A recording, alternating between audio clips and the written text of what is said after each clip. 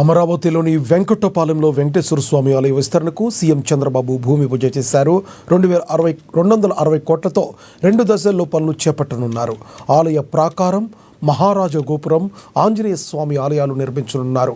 మాడవీధులు, అన్నదాన కాంప్లెక్స్ నిర్మాణాలకు సీఎం శంకుస్థాపన చేశారు. దేవతల రాజధాని ఎలా ఉంటుందో అదే నమూనాతో ఏపీ రాజధాని అమరావతి ఉంటుందని సీఎం చంద్రబాబు తెలిపారు. రాజధాని కోసం రైతులు 33,000 ఎకరాలు స్వచ్ఛందంగా ఇచ్చారని, పవిత్ర కార్యక్రమానికి రైతులు సహకరించాలని ఆయన అభినందించారు. పోయిన ప్రభుత్వం విధ్వంసం తప్ప ఏమి మంచి చేసిన సందర్భాలు లేవు.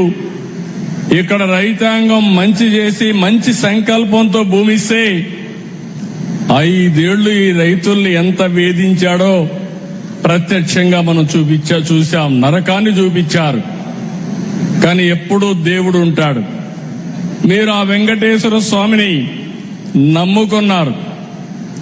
ఇక్కడి నుంచి ఏదైతే న్యాయస్థానాన్ని నుంచి నేరుగా దేవస్థానానికి యాత్ర కూడా చేసి ఈ రాజధానిని కాపాడుకోవడానికి అనునిత్యం పనిచేసిన ఈ ప్రాంత రైతాంగాన్ని మనస్ఫూర్తిగా అభినందిస్తున్నా, ధన్యవాదాలు తెలియజేస్తున్నా.